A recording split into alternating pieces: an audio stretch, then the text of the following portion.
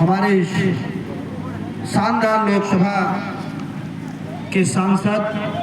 हमारे अभिभावक आदरणीय लालजी वर्मा जी हमारे बीच में हैं।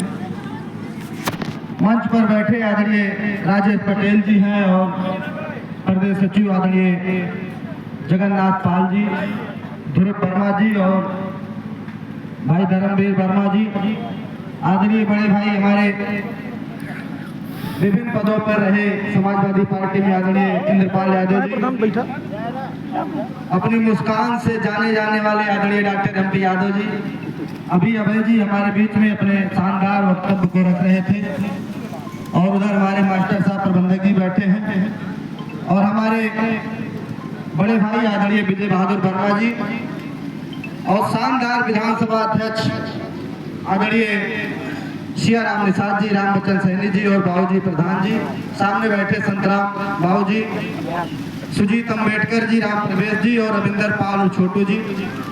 सभी सम्मानित साथी गण, मैं आदरणीय भानु जी, आज ये पीडीए की शानदार बैठक आहूत की गई है और ये हमारे राष्ट्रीय अध्यक्ष जी का मिशन है, ये हमारे राष्ट्रीय अध्यक्ष जी का सपना है कि पूरे प्रदेश के अंदर ये पीडीए की बैठक ओबीसी एससी एसटी, अभी जल्द में आदरणीय राष्ट्रीय अध्यक्ष जी एक पत्रकार वार्ता में अपनी बातों को रखा कि किस तरह से समाज में उत्पीड़न होता है हमारे समाज के लोगों का, हम लोग नेता बना के लोगों को भेज देते हैं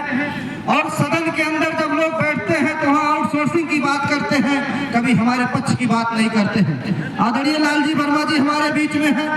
आप जब भी अभी बहुत जल्द आपने शिक्षा का मुद्दा सदन के अंदर उठाया था, एजुकेशन के सवाल को लेकर सदन के अंदर बोला।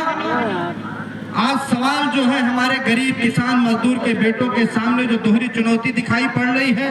देश के अंदर फिर सामंती जड़ता बढ़ती हुई दिखाई पड़ रही है। अगर आप सोशल मीडिया चलाते हो, पत्रकार पेपर पढ़ते हो, किसी फेसबुक के माध्यम से, यूट्यूब के माध्यम से, तो आप देख रहे हो कि आज फिर वही दौर, जिस दौर को कामरेड राजबली यादव जिस बेल्ट में जिया करते थे, वो दौर दोबारा वापसी की तरफ बढ़ रहा है। आज आपके हमारे बीच के दलित समाज का या जहां भी हमारे पिछड़ा समाज के गरीब लोग हैं, अगर उनके परिवार में उनका भाई या बेटा दूल्हा बनने का काम करता है तो उसको आज भी घोड़ी से उतार करके वो लोग मारने का काम करते हैं। अभी आपने देखा राजस्थान के अंदर जो घटनाएं बड़ी बड़ी हुई है, उत्तर प्रदेश के अंदर बुलंदशहर के अंदर वो घटना हुई, आज वहाँ का एक दलित समाज का पूरा परिवार धरने पर बैठा हुआ है। उसकी बारात जा रही थी और बारात में उसके बारातियों को भी मारा गया और दूल्हे को भी मारा गया। इसलिए मारा गया कि ऊंची जात के लोगों के बीच से और वो घोड़ी पे चढ़ के जा रहा था। ये दौर जो आने जा रहा है बहुत ही भयावह दौर है। अगर हम आप सब नहीं चाहते तो सबकी बारी आएगी। आदरणीय रवीश कुमार जी वरिष्ठ पत्रकार हैं, उन्होंने कहा था आप लोग नहीं लड़ोगे तो आने वाला जो दौर है वो दौर बहुत ही भयावह और बहुत ही गंभीर स्थिति होने जा रही है। इसलिए जो अब की बार विधानसभा का चुनाव होगा उसमें हम लोग, क्योंकि 2027 में अगर आदरणीय राष्ट्रीय अध्यक्ष जी को हम लोगों ने लखनऊ की कुर्सी पे बैठाने का काम किया तो आपने देखा है कि आज भी भारतीय जनता पार्टी अगर किसी का फीता काट रही है तो आदरणीय राष्ट्रीय अध्यक्ष अखिलेश यादव का जो काम है उसी का फीता काट रही है। इसलिए जो ये सरकार चल रही है, ये आताताइयों की सरकार चल रही है, इनके लिए गरीब समाज के बेटे, गरीब समाज की माताएं बहनों का इज्जत आबरू का कोई सवाल नहीं होता है। उनकी इज्जत आबरू से इनको कोई मतलब नहीं होता है। चाहे आप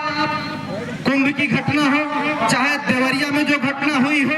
चाहे आपके बुलंदशहर में जो घटना हुई हो, चाहे जौनपुर में जो घटना हुई हो और चाहे कानपुर में घटना हुई हो, एक नौजवान को, रवि यादव नौजवान था जो पीडीए की बैठक करवाया था, उसको अपने घर के सामने गोली मार करके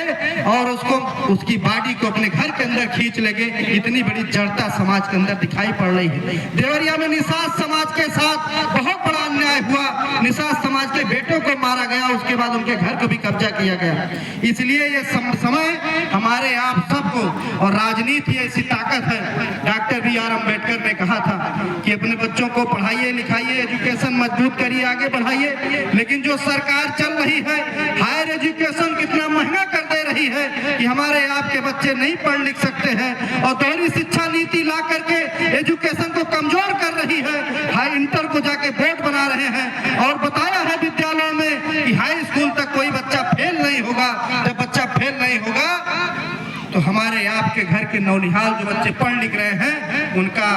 जो नींव बनती है वो नींव नहीं बन पाएगी। इसलिए दौर चल रहा है, जब आप पढ़ेंगे लिखेंगे नहीं तो आप सवाल नहीं करेंगे, आप नौकरी नहीं मांगेंगे। इसलिए ये दौर जो चल रहा है, आने वाला जो समय होगा बहुत ही गंभीर समय गुजरना होगा। हमारे बीच में पिता तुम बुजुर्ग लोग बैठे हैं, आदरणीय राम बच्चन सैनी जी, संत राम बाबू जी वगैरह ने संघर्ष किया है। इसी धरती पर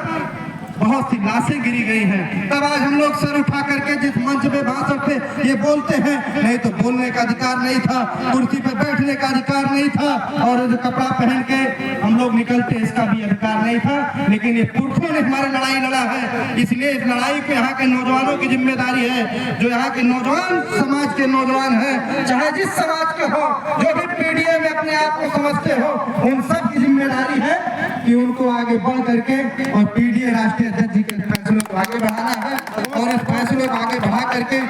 लखनऊ में और उत्तर प्रदेश में आदरणीय